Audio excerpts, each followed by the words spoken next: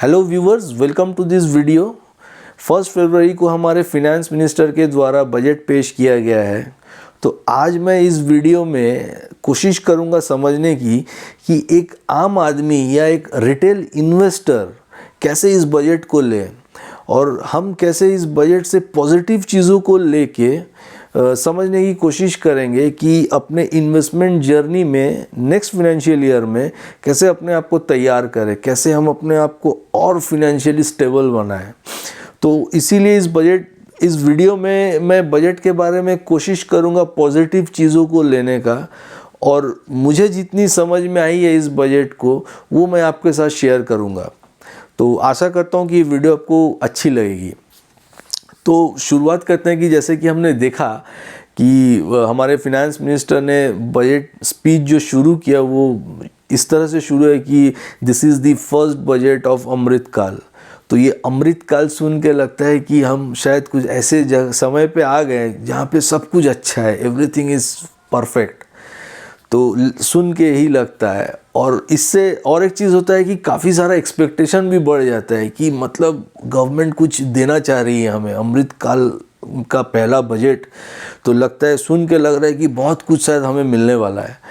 तो एक्चुअली शायद अगर सोचा जाए तो मिला है, डायरेक्टली भी मिला है, इनडायरेक्टली भी मिला है। तो डायरेक्टली हमें जो जो बेनिफिट्स मिले हैं वो तो शायद आप सबको पता ही है, बट मैं ज़्यादा फोकस करूँगा इनडायरेक्टली हमें जो जो चीज़ें मिली है उस पर हम कैसे फोकस करें, क्योंकि हमें वो बेनिफिट लेना है। एज एन इन्वेस्टर हमें ये समझना पड़ेगा कि हम अपने आप को कैसे तैयार करें इस चीज़ के लिए, ताकि हम वो भी बेनिफिट ले पाएँ। तो ये बजट मेरे हिसाब से जो है एकदम ग्रोथ ओरिएंटेड बजट है, काफ़ी स्ट्रक्चर्ड है, हर सेगमेंट में इन्वेस्ट किया गया है और इन्वेस्टमेंट इस तरह से किया गया है कि फ्यूचर में वहाँ से वो रेवेन्यू जनरेट कर पाए। ये मुझे लगा, क्योंकि सबसे बड़ा इन्वेस्टमेंट जो बेस्ट पार्ट है वो इंफ्रास्ट्रक्चर में अराउंड 10 लाख करोड़ का इन्वेस्टमेंट प्लान्ड है। अगर ये होता है तो ये बहुत बड़ा इन्वेस्टमेंट है, क्योंकि मुझे याद है लास्ट फिनेंशियल ईयर में जब मैं बजट को लेके बात कर रहा था तो उसमें 7.5 लाख करोड़ का अनाउंसमेंट हुआ था लास्ट ईयर। तो उसमें काफ़ी अप्रिसिएशन मिला था गवर्नमेंट को। इस साल वो 10 लाख करोड़ हो गया, मतलब और बढ़ गया है। और फिनेंस इंफ्रास्ट्रक्चर एक ऐसा सेक्टर है जो कि वो एक सेक्टर नहीं है, उसके अंदर काफ़ी सारे सेक्टर्स जुड़े हुए हैं।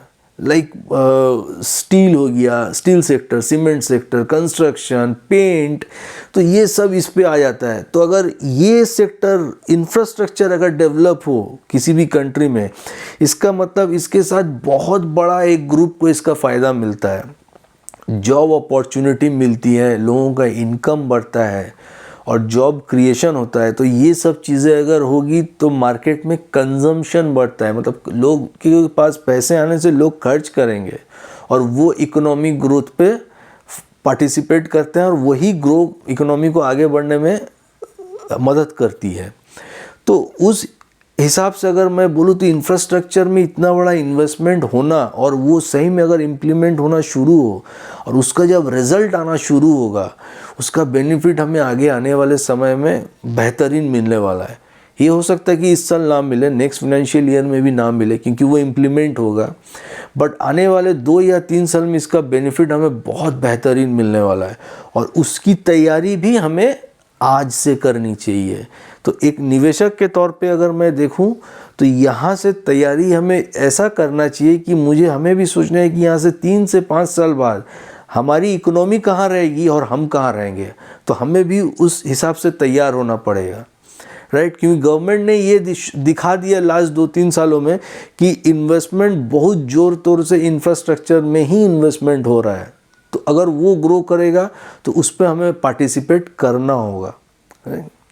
तो ये पहला इन्वेस्टमेंट था, मैंने पहला पॉइंट था जो कि मुझे काफ़ी अच्छा लगा और मुझे लगा कि यहाँ से अगर इकोनॉमी ग्रो करेगी तो हमें उसमें पार्टिसिपेट करना चाहिए एक निवेशक की तौर पे।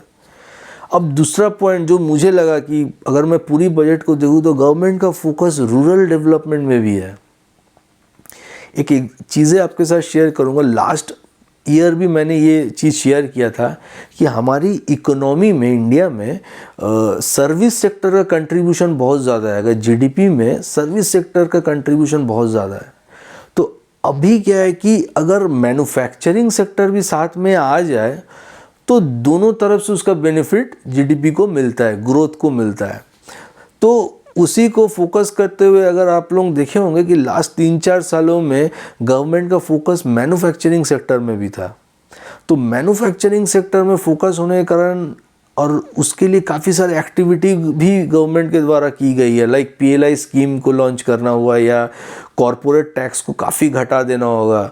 तो जिसके कारण क्या है कि बाहर से भी इन्वेस्टर्स इंडिया में आए, एफडीआईज का भी फ्लो आया, काफ़ी सारे बाहर के कंपनी में इंडिया में आके यहाँ पे मैन्युफैक्चरिंग करना शुरू किया और इस तरह से मैन्युफैक्चरिंग सेक्टर को धीरे धीरे ग्रेजुअली हम बढ़ना शुरू हुए हैं मैन्युफैक्चरिंग में भी। एक छोटा सा एग्जांपल आपके साथ शेयर करता हूँ मोबाइल इंडस्ट्री के बारे में। हम कभी वर्ल्ड में मोबाइल का इम्पोर्टर हुआ करते थे, हम मंगवाते थे बाहर से, और आज हम वर्ल्ड में सेकंड पोजीशन में है मोबाइल एक्सपोर्ट करने में। मतलब मैन्युफैक्चर यहाँ हो रहा है और हम यहाँ से एक्सपोर्ट कर रहे हैं। तो ये डेवलप हुआ है मोबाइल इंडस्ट्री में, एक छोटा सा इंडस्ट्री है। उसी तरह काफ़ी सारे छोटे छोटे इंडस्ट्रीज़ है जहाँ पे फोकस है, वहाँ में मैन्युफैक्चरिंग सेगमेंट में काफ़ी ज़्यादा काम हो रहा है। फार्मास्यूटिकल इंडस्ट्री में भी काफ़ी बड़ा काम हो रहा है मैन्युफैक्चरिंग में। तो ये सब चीज़ें और ये काम पिछले 4-5 सालों से शुरू हुआ था, रिजल्ट हमें आज मिल रहा है, राइट। तो होता है ऐसे ही है, अगर आज हम कोई चीज़ इम्प्लीमेंट करते हैं उसका रिजल्ट आने में थोड़ा समय लगता है, लेकिन जब आता है तो बहुत अच्छा से आता है। तो उसी तरह से मैन्युफैक्चरिंग हुआ, सर्विस हुआ, और अब गवर्नमेंट का फोकस है रूरल डेवलपमेंट में भी, क्योंकि इनको लगता है कि रूरल एरिया भी बहुत बड़ा एक हिस्सा है जहाँ से रेवेन्यू जनरेट कर सकते हैं। अगर वहाँ पे लोगों का इनकम बढ़ता है तो वहाँ से गवर्नमेंट को भी बहुत अच्छा रेवेन्यू मिल सकता है। तो फोकस किस तरह से किया गया है? फोकस किया गया है एजुकेशन में। मतलब एक तो एकेडमिक एजुकेशन में फोकस किया ही गया है कि वहाँ में लिटरेसी बढ़े, एकेडमिक लिटरेसी भी बढ़े, जिसके तहत अराउंड 3.5 लाख ट्राइबल बच्चों को, स्टूडेंट्स को कैटर किया जा रहा है। करीबन 38,000 टीचर्स का रिक्रूटमेंट हो रहा है, जिसे Eklavya residential model residential school के नाम दिया गया। मतलब इसके तहत करीबन 3.5 लाख बच्चों को कैटर किया जाएगा। इसके अलावा सिर्फ यही एकेडमिक एजुकेशन नहीं, स्किल इंडिया के तहत इस बार फोकस किया गया है रूरल एरिया में फिनेंशियल लिटरेसी बढ़ाना, डिजिटल लिटरेसी बढ़ाना, उसके बाद एआई, फिर आपका कोडिंग, इस तरह का जो कोर्सेज है, इस चीज़ में वहाँ के बच्चों को स्किल्ड करना। और अभी तो इनफैक्ट एग्रीकल्चर में भी एआई के कॉन्सेप्ट को इम्प्लीमेंट करने की प्लानिंग हो रही है। अगर इस तरह की चीज़ें होता है तो वहाँ एक अलग लेवल में डेवलपमेंट का प्लान हो रहा है। डिजिटली अभी रूरल एरिया को डेवलप करने की कोशिश किया जा रहा है। वहाँ में भी अगर ये स्किल बढ़ना शुरू हो, वहाँ के बच्चों में भी अगर ये स्किल आना शुरू हो, तो वहाँ से भी एक रेवेन्यू आना शुरू होगा। वो शायद अभी ना हो, 2 साल 4 साल बाद हो, लेकिन ग्रेजुअली इसका रिजल्ट हमें दिखेगा। और ये एक बहुत बड़ा सेगमेंट है। यहाँ पे जितना ज़्यादा डेवलपमेंट आएगा उतना ज़्यादा इकोनॉमी को फ़ायदा होने वाला है। इंडिया को मतलब जो ग्रोथ मल्टीप्लिकेशन है वो वहाँ से भी आना शुरू होगा, जो कि अभी वहाँ का कंट्रीब्यूशन बहुत बड़ा नहीं है। बट आने वाले समय में अगर अभी से फोकस किया जाए तो हो सकता है कि आने वाले समय में वहाँ से भी एक रेवेन्यू हम जनरेट कर पाए। तो इस तरह से गवर्नमेंट ने फोकस किया है रूरल एरिया को डेवलप करने का। इन जनरल हर साल रूरल एरिया को डेवलप करने के लिए काफ़ी सारे फंड अलॉट किए जाते हैं, बट इस साल थोड़ा अलग है। इस साल सही में स्किल इंडिया के तहत जो ये डिजिटल और फिनेंशियल लिटरेसी को बढ़ाया जा रहा है, ये एक अलग लेवल पे रूरल एरिया डेवलपमेंट में काम आने वाली है। वो शायद 2-3 साल बाद है, बट आएंगी, जब आएंगी तो बहुत अच्छा रेवेन्यू जनरेट वहाँ से होगा। तो इस समय पार्टिसिपेट हमें उस तरह से करना है कि इकोनॉमी जिस लेवल पे ग्रो करेगी हम भी उसी लेवल पे ग्रो करें, इस तरह से अपने आप को तैयार करना है। तो तैयारी कैसे होगी ना, हम इस ग्रोथ में पार्टिसिपेट करें, मतलब हम भी इक्विटी मार्केट में निवेश करें। जैसे जैसे इक्विटी मार्केट ग्रो करेगा हमारा भी फंड वैल्यू बढ़ेगा, हमारा पोर्टफोलियो और स्ट्रांग होगा, फ्यूचर और स्टेबल होगा। तो इसलिए मैंने कहा कि जो इनडायरेक्ट बेनिफिट है वो हमें लेना पड़ेगा, वो डायरेक्टली हमें दिखता नहीं है, बट अगर हम समझ के अगर उस चीज़ को लेके चलें तो इनडायरेक्टली हमें वो बेनिफिट जो दिया जा रहा है वो भी हम ले पाएँ, और अगर हम उस चीज़ को ले पाएंगे तो हम फिनेंशियली और स्टेबल होंगे। ये तो हो गया इनडायरेक्टली की बात। अब डायरेक्टली जो है वो तो एकदम दिख रहा है, जो हम सब जानते हैं कि गवर्नमेंट ने इस बार टैक्स में हमें काफ़ी बेनिफिट मिला है। हमें पहले 5 लाख तक का जो स्लैब था जो कि टैक्स फ्री था वो अभी 7 लाख कर दिया गया है, और प्लस 50,000 का स्टैंडर्ड डिडक्शन भी है। मतलब 7.5 लाख अगर आज किसी का इनकम है तो उन्हें कोई टैक्स देना नहीं पड़ेगा। तो आप समझ सकते हैं कि 7.5 लाख का इनकम इंडिया में एक बहुत बड़े ग्रुप को कैटर कर रही है गवर्नमेंट। इतना बड़ा ग्रुप को टैक्स नहीं देना पड़ेगा, राइट। अब इसमें एक कैच है, वो भी मैं आपके साथ शेयर करूंगा। ये भी समझने की चीज़ है, लास्ट ईयर में हम लोगों का जो टैक्स स्लैब था वो अप टू 5 लाख तक टैक्स नहीं देना पड़ता था, और साथ में क्या था 1.5 लाख का 80C का बेनिफिट भी मिलता था। मतलब 6.5 लाख तक हमें टैक्स नहीं देना पड़ता था। 50,000 का स्टैंडर्ड डिडक्शन था तो 7 लाख तक टैक्स देना नहीं पड़ता था। उसके बाद अगर हम NPS में इन्वेस्ट करें तो और 50,000 का बेनिफिट हमें मिल जाता था। मतलब 7.5 लाख तक वहाँ पे भी हमें टैक्स नहीं देना पड़ता था।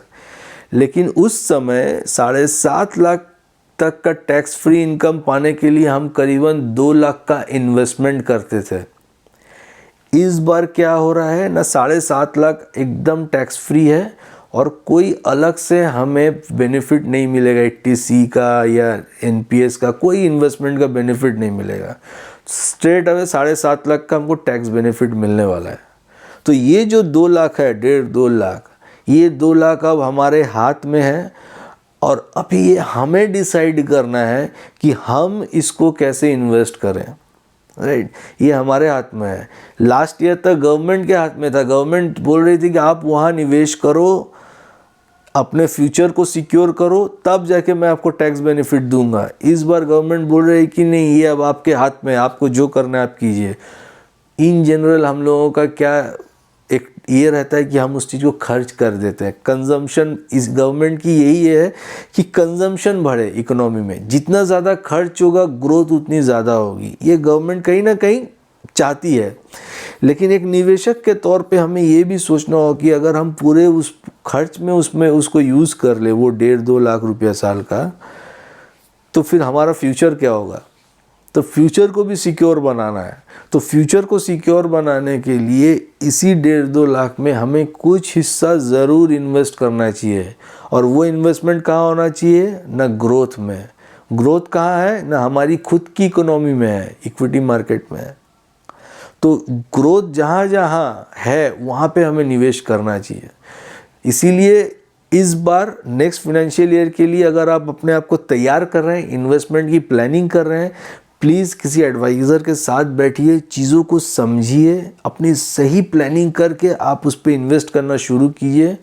1 साल में रिटर्न की अपेक्षा मत कीजिए, आने वाले 3 साल 5 साल की रिटर्न की अपेक्षा कीजिए, और उस समय आपको रिटर्न दिखेगा। क्योंकि उस समय GDP हमारी जो इकोनॉमी है वो एक लेवल आगे ही हमें मिलेगी।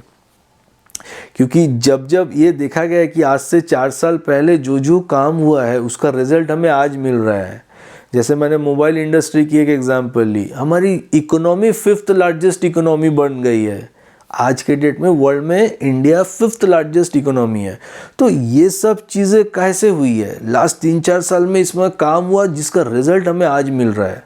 तो इसीलिए अभी जो चीज़ें हो रही है इसका बेनिफिट हो सकता है हमें आने वाले 4-5 सालों में मिले। तो उसकी तैयारी हमें आज से करनी होगी। आज गवर्नमेंट जो जो इन्वेस्टमेंट कर रही है उसका रेवेन्यू उनको अभी नहीं मिलेगा या नेक्स्ट ईयर नहीं मिलेगा, हो सकता है 2-3 साल बाद मिले, बट इम्प्लीमेंटेशन अभी से शुरू करना होगा। तो सेम हमें भी अपनी फिनेंशियल प्लानिंग जब हम कर रहे हैं, अपने फ्यूचर के लिए अगर हम सोच रहे हैं, तो हमें भी इसी साल से तैयारी शुरू करनी होगी, तब जाके उसका बेनिफिट हमें 3-4 साल बाद 5 साल बाद मिले। तो प्लानिंग उस तरह से कीजिए। पूरी खर्च करना मुझे नहीं लगता सही डिसीजन होगा, थोड़ा समझ के डिसीजन लीजिए। और प्लान करके अपने इन्वेस्टमेंट जर्नी को आगे बढ़ाइए। आशा करता हूँ कि ये वीडियो आपको अच्छी लगी होगी। अगर अच्छी लगी होगी लोगों के साथ शेयर कीजिए, मेरे चैनल को सब्सक्राइब कीजिए, क्योंकि आने वाले समय में मैं और थोड़े वीडियोस लाऊंगा, कुछ प्रोडक्ट्स के ऊपर भी वीडियोस लाऊंगा, कुछ प्लानिंग के बारे में भी मैं वीडियोस लाऊंगा। तो अगर आप सब्सक्राइब करके रखेंगे तो आपको नोटिफिकेशन मिल जाएगी।